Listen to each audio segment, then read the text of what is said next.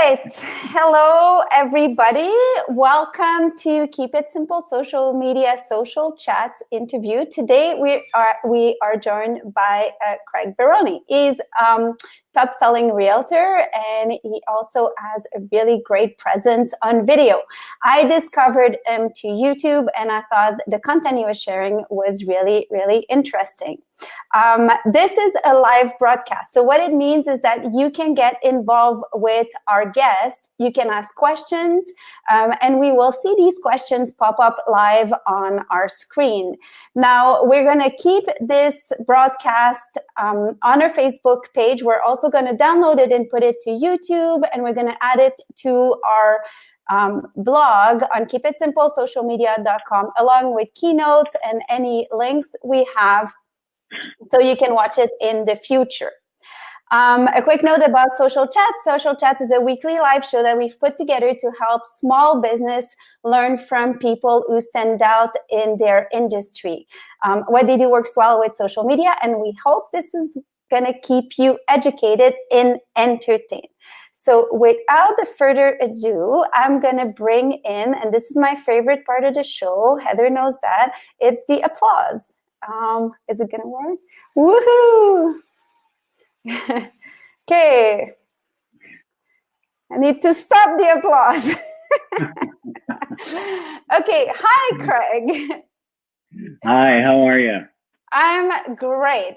So thank you so much for joining us today. We were just chatting in the back end there before the show started, and we had so much to talk about because you've embraced video and you do a really good job at it. But before we start, how about you tell us a bit more about you, how you started in real estate, what's a bit of your background, and maybe when you started with video?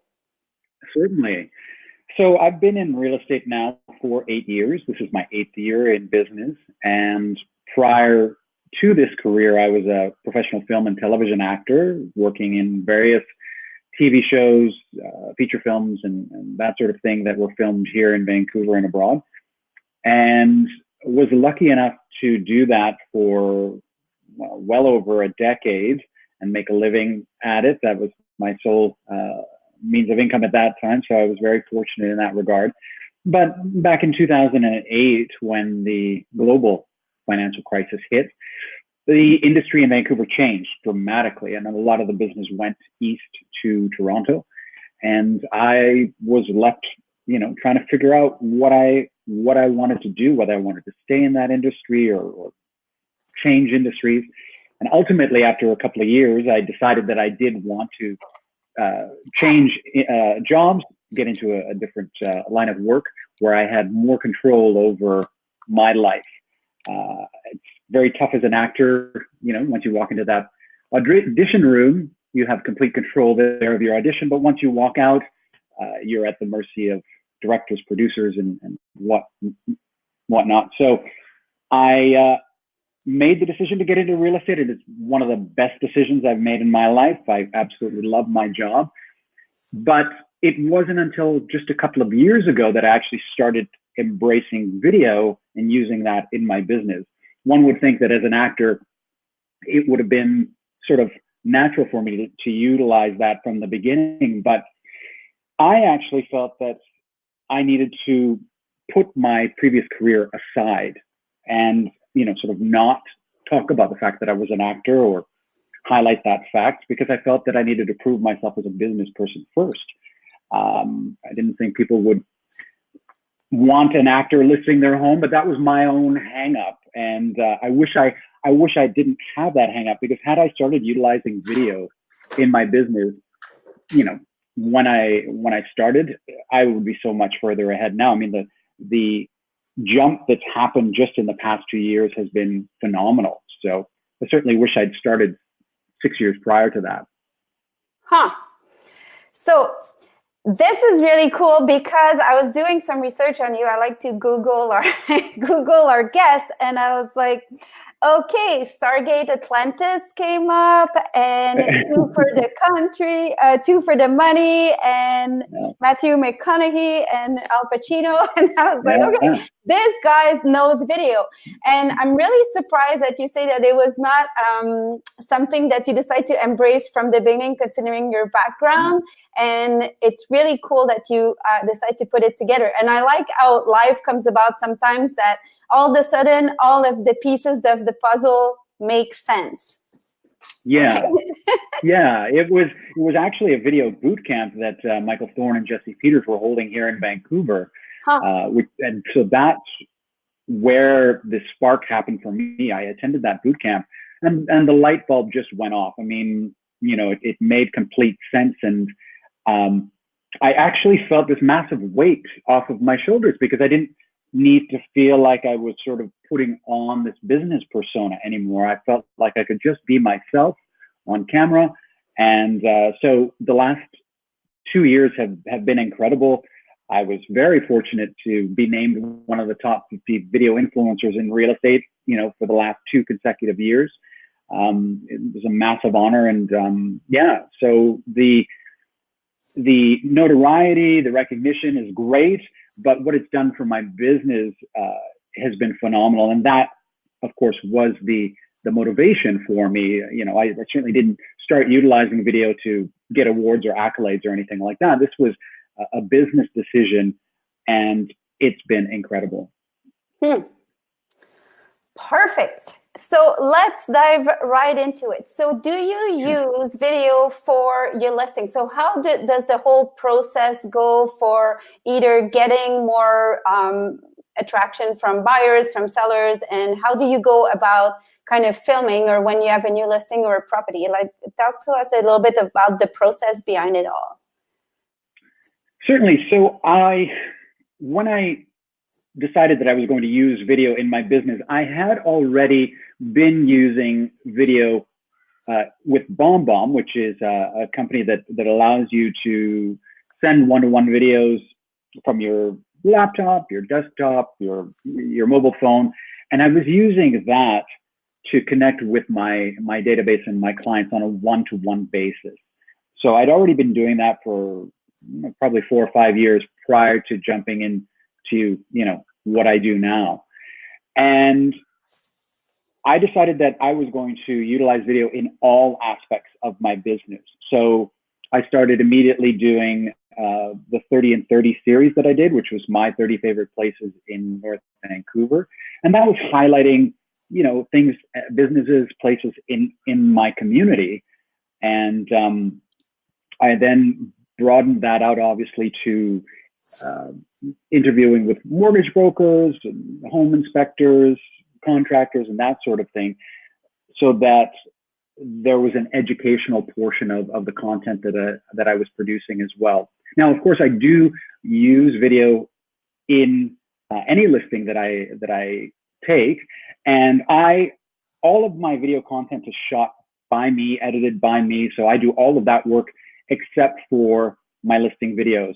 For that, I hire a professional to come in and you know, video me and edit the whole thing because I just don't have the time to do that, and I want it done professionally and superbly. So I hire a professional to do all my listing videos, but everything else, all my other content, is shot by me.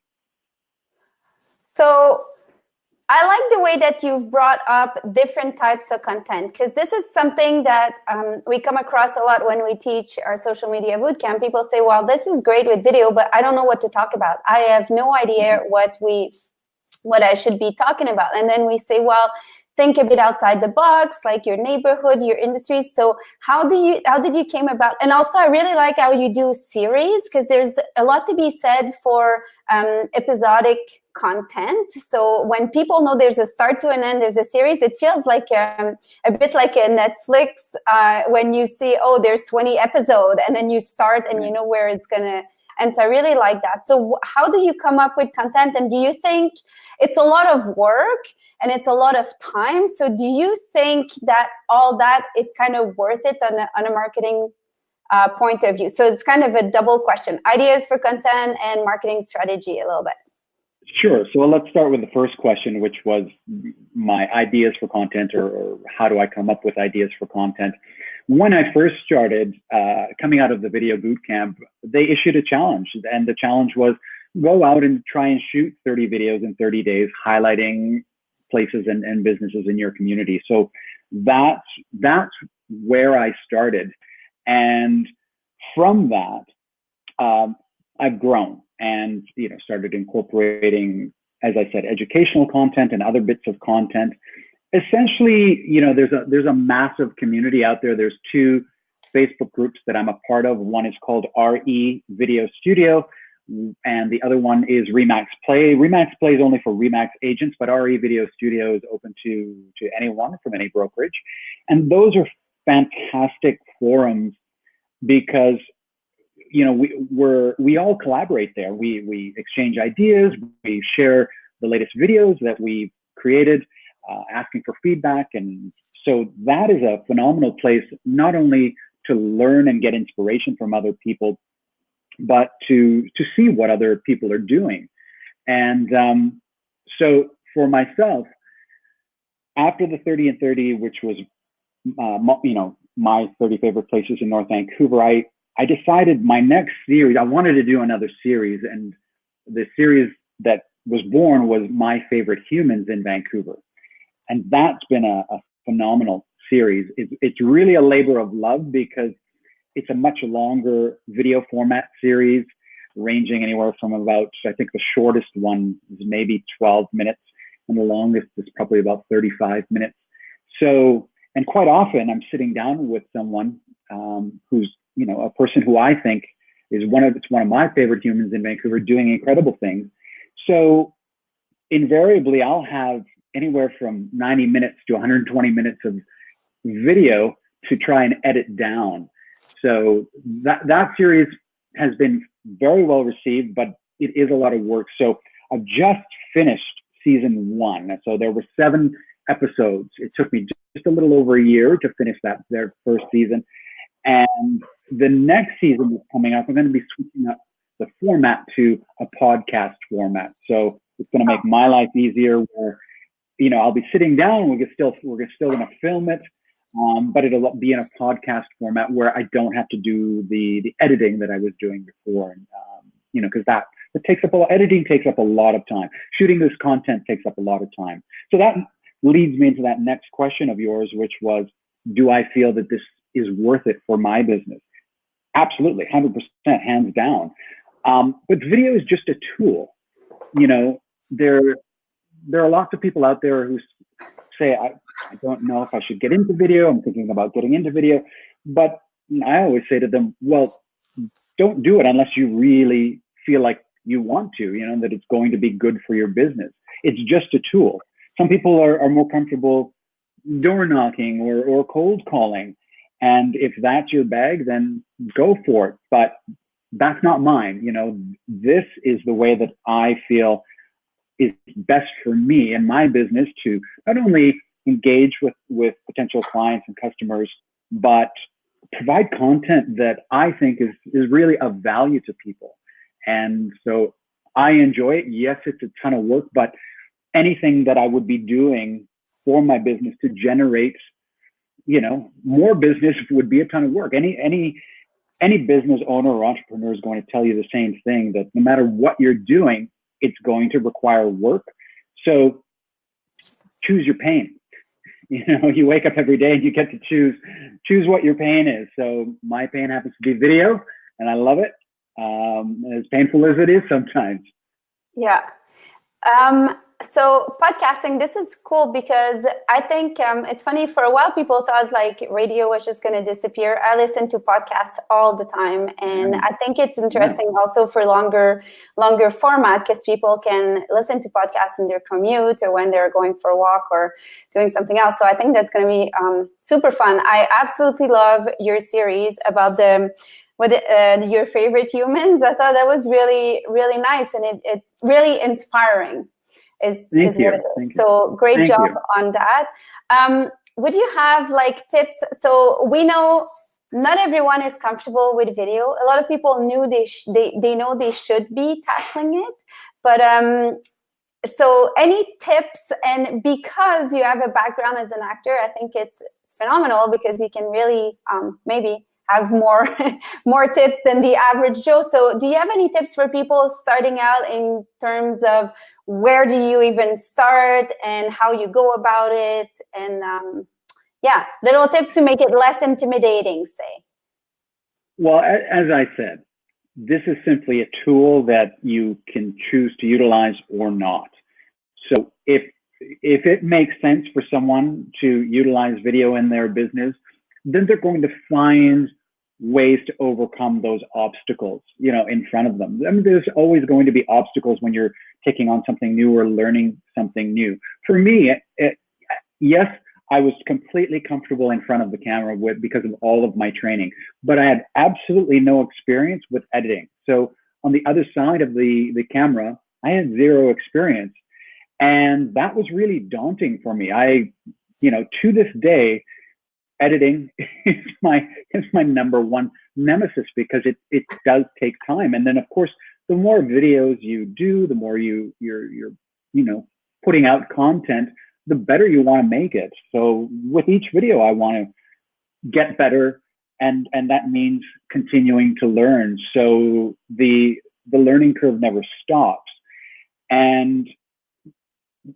But that's just an obstacle that I needed to overcome, because I wanted to embrace video in all aspects of my business. And I feel that if someone chooses that they are going to utilize video in their business, then whatever obstacles, they may have a tech background, they may be completely, adept at editing and all of that stuff, which I think is actually one of the tougher parts of the job. I think being on camera is quite easy, and you can learn, certain tips and tricks to help yourself look better or sound better on camera. So we all come to the table with different skill sets.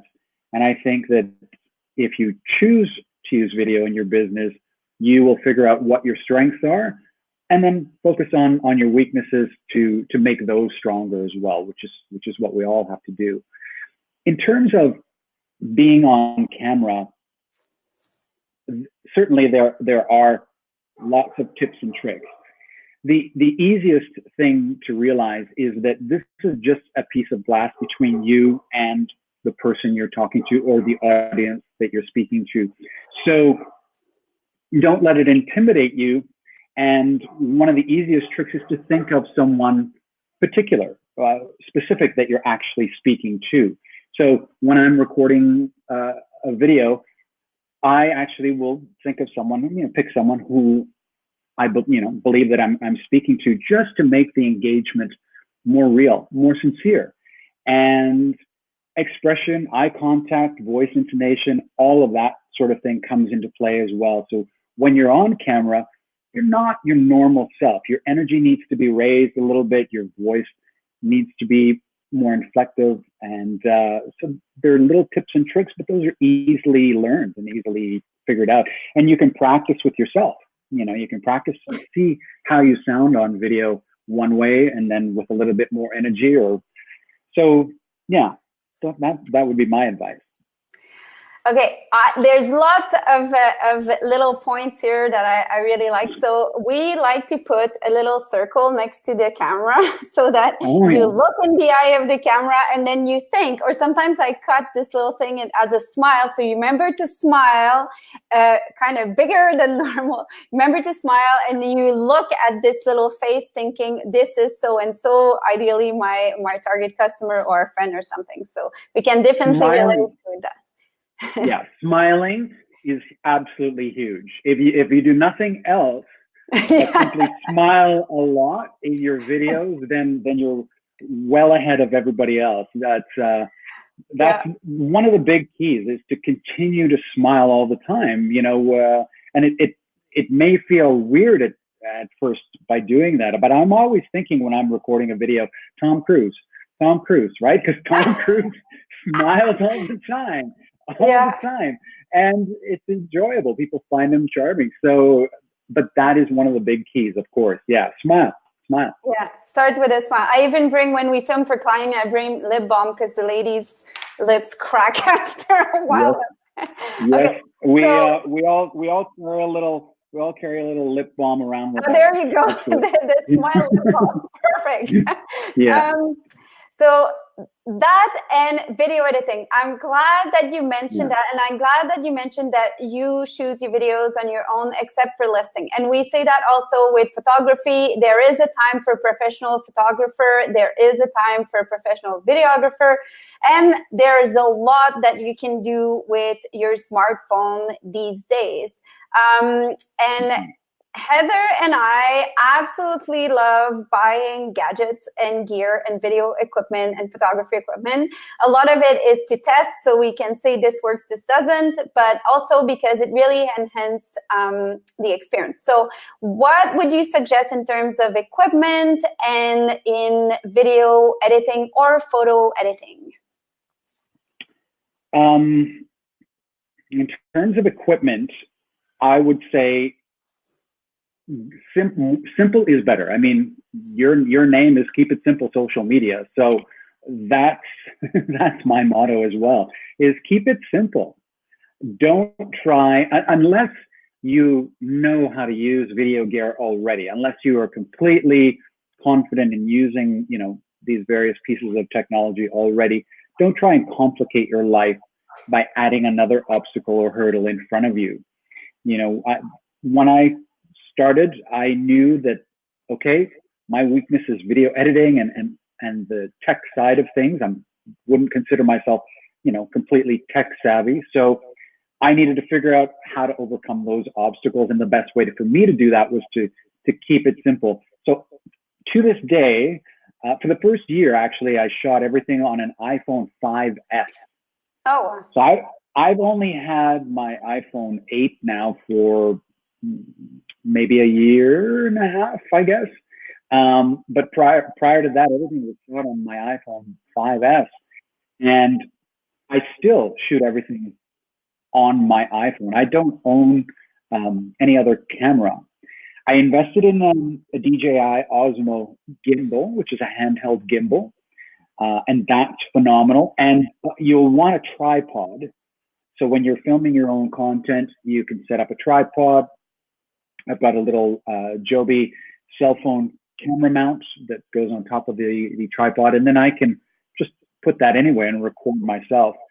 And sound is very important when you're recording video. So from the get-go, I invested in a Rode lav mic. They're very inexpensive. I think maybe $30–40 for a lav mic that you simply plug into your phone or your camera, whatever you're using to film yourself. So that's completely the extent of my equipment right now. I don't have a lot because I feel like the more equipment that I get, the more cumbersome it feels, and actually the less I feel like getting out and just shooting video. So I try to keep it as simple as possible. Because of the My Favorite Humans in Vancouver episode, where I'm interviewing, another person, there is two of us, I did invest. Rode has something called the Rode Lav Mic Interview Kit, I think it's called. And that is a little device that plugs into the phone, and then you can plug it comes with two lav mics that you plug into that. And so you can record both people simultaneously while you're recording your video. And that was fantastic to be able to record all that video. A lot of times too, I have an extra cell phone, an iPhone, that I sometimes just use to record my audio separately. So sometimes I will just be shooting and then record the audio separately and then sync that up with the video in post. But audio is really important. If you can, first of all, you want to shoot great content and get good audio, and then your videos will certainly look great. But I try not to take on a lot of equipment right now because I don't feel like I need to. And in terms of the editing software I use, I started with iMovie and used that for a while, but then I got to a point I was shooting a lot of content on my 360 camera. Oh, sorry, I do have a 360 camera. So the Insta360 camera is what I have. But that required me getting additional editing software. So I bought Final Cut Pro 10 and have been using that for about a year. But again, that was a massively steep learning curve to learn how to use that program. And I'm still trying to figure that one out. So yeah, I try, and that's why I'm moving to a podcast with my favorite humans in Vancouver, because I'm continually looking for ways to simplify my life, right? When you start shooting a ton of content, particularly now, my goal is to shoot and edit and have one piece of content a week, which is a lot. You want to find ways to simplify your life. Yes. So I found also that with podcasts and also sometimes with video, if you batch your content and you decide, okay, let's shoot like 3 in a row, you've got for girls, you got your makeup on, you're like in the groove, and then you can be efficient at it. Final Cut Pro is good. I just started Adobe Premiere, and the learning curve it's hard. And everything actually that you start, and that's, I think, important for people to do. You're not going to master everything right away, but go get out there, put yourself out there and try it out. And that's how you learn little by little. Do you have any type of lighting that you use, like lights? The sun. Oh yeah. Okay, good. That's easy. I shoot a lot outdoors because, the sun is the best key light out there. And when I'm inside, I'm careful about looking at how my shot looks before I start filming. I do try to make sure that the lighting is good. I don't have any extra lights. I don't have a lighting kit or anything like that. So right now I'm simply in my home. The blinds are all open, and I've got the overhead light in front of me here at the dining table. I actually have that dimmed down about halfway because it was a little too bright. But yeah, being aware of your light is good. I know some people use the little selfie ring lights for their cell phones. So I recently received one of those, and it is fantastic. When you're indoors in low light conditions, having this little ring light, yes, I see it there in your hand, that you can clip onto your cell phone, makes a huge difference. But again, that's something very simple, low tech, easy to carry around with you. I don't have big lights or anything like that, that I utilize. I know some people have a home office or a studio that they've set up in their home. I unfortunately don't have that space. So I have to keep it simple. Love how you keep plugging our company name. That's right. Keep it simple. So it's the best advice. It really is the best advice. Yeah. Yeah, it is. And you know what? I think your light is phenomenal. You have a great background. Like if you had to do market updates from inside your house, go for it. Because it's looking really good. Believe it or not, we have 60 seconds left, but I'd like you to mention your HGTV episode, or how to, what is it, market your house, like if it's a HGTV show. Yeah, that was the last piece of content I just put out on YouTube. It's for sellers, and the title of the video is Selling Your Home in 2019, Why You Should Market Your Home Like It's an HGTV Show. And the whole premise behind this is 2 years ago, I was utilizing video, I had a videographer come in and shoot my listing videos, but I wasn't the host in it. So 2 years ago, I started being the host in my videos. And that changed everything, because people love HGTV shows. Most people are addicted to these reality real estate shows. And if you are comfortable being the host in your listing video, it will make a massive difference in the marketing of your client's home. So that's what I started doing, and the results have been phenomenal. So I decided to create a video about it to get the word out there for other sellers, because this is a challenging market right now for a lot of homeowners. And I mean, many people are wondering, you know, what can we do? What are the tactics that we need to do here in 2019 to get our home sold?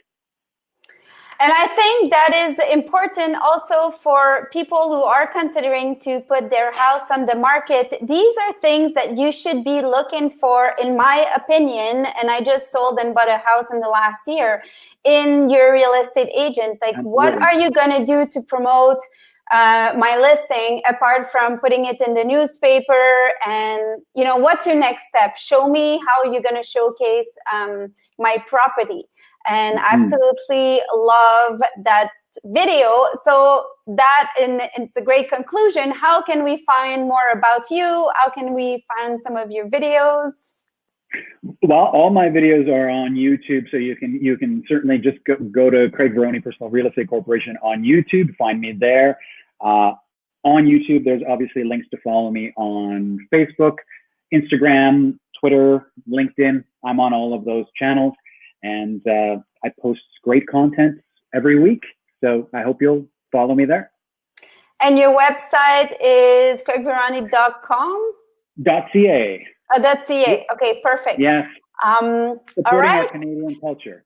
Oh, yes. Excellent. Great. Yeah. Okay, dokes. Well, it was an absolute pleasure meeting you. It was really interesting. I took lots of notes, and we will add the information. If I'm missing some, I might get a hold of you for some links on equipment, but we will have this information available for everyone. And thank you. Thank you so much for having me. It's been a pleasure. Excellent. So that comes to, it's the end of this super fast. I don't know how 30 minutes can fly, but I guess when you're having fun, it does fly. So it's the end to our episode, and it's going to be on Keep It Simple social media, on Facebook. We are going to download the episode and put it on YouTube and on our vlog at keepitsimplesocialmedia.com under social chats with keynotes and links. And we hope to see you again in the next episode. Thank you so much.